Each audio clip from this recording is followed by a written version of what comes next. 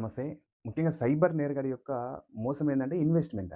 ఏదో ఒక third category app ఉంటది. అది మన సర్కిల్‌లో అంటే మన యొక్క విలేజ్‌లో గాని, మండలంలో గాని ఒక సర్క్యూట్ అవుతది. జస్ట్ వాళ్ళకి ఏదో ఒకటికి ఆ యాప్‌లో ఇన్వెస్ట్‌మెంట్ పెడితే ఒక జస్ట్ 2000 గాని 2000-2,00,000 10,00,000 వరకు ఇన్వెస్ట్‌మెంట్ పెడితే మేము వడ్డీ రూపంలో మీకు వీక్లీ మీకు మీ యొక్క యాప్‌లోనే పే చేస్తాం గానీ విత్‌డ్రా చేసుకోవడానికి అవకాశం ఉండదు కాబట్టి చాలామంది మోసపోతున్నారు.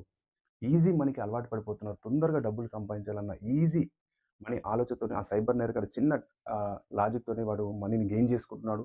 మన ఖాతాలన్నీ ఖాళీ చేస్తున్నాడు. వాడేం చేస్తాడంటే జస్ట్ ఒక యాప్‌ను ఇన్‌స్టాల్‌మెంట్ చేపిస్తాడు. ఎవరికో ఒక అన్‌నోన్ పర్సన్‌కు ఫస్ట్ మోటివ్ చేస్తాడు మాటలతోని. వాడు చాలా లాంగ్వేజెస్ వచ్చు. యాక్చువల్లీ మన భారతదేశంలో ఉన్న చాలా లాంగ్వేజ్‌లు క్లియర్‌గా, తియ్యగా, స్వీట్‌గా మాట్లాడి మనల్ని బోల్తా కొట్టిచ్చేస్తాడు.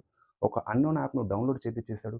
ఇన్వెస్ట్‌మెంట్ పెడితే నీకు డబ్బులన్నీ నీ యొక్క బ్యాంక్ అకౌంట్‌కి వస్తాయని చాలా క్లియర్‌గా చెప్తాడు. చూపిస్తాడు. ఒక 10,000, 20,000 చూపించగానే మనం హ్యాపీగా నమ్మి మనం ఒక్కలం ఏం చేస్తామంటే మనం వివిధ గ్రూప్‌లో గాని, టెలిగ్రామ్ గ్రూప్‌లో గాని చాలా మట్టుకు సర్క్యులేట్ చేసి చాలా మట్టుకు ఇన్వెస్ట్‌మెంట్ పెడతాం. పెట్టిన తర్వాత ఒక లంసమ్ కొన్ని క్రోర్స్ అయిన తర్వాత గాని, లక్షలయిన తర్వాత వాడేం చేస్తాడంటే ఆ యాప్‌ను తీసేస్తాడు.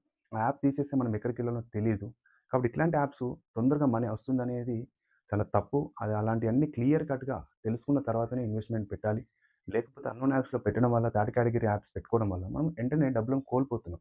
కాబట్టి మనమందరం కూడా అప్రమత్తంగా ఉండాలి. జాగ్రత్తగా ఉండాలి. ముఖ్యంగా మోసపోవద్దు. ఈ సైబర్ నేరగాళ్ళ వలలో పడొద్దనేది ఈ యొక్క వీడియో సారాంశం. Thank you. Thank you.